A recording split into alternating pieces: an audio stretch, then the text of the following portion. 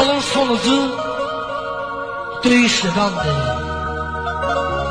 Döyüş kiniydi, qan qovuşubdu. Bu yolun Təbrizimin qanlı açanı, bu yol azadlığa aparan yoldur. Əsgər üçün şərəfi nə var dünyada?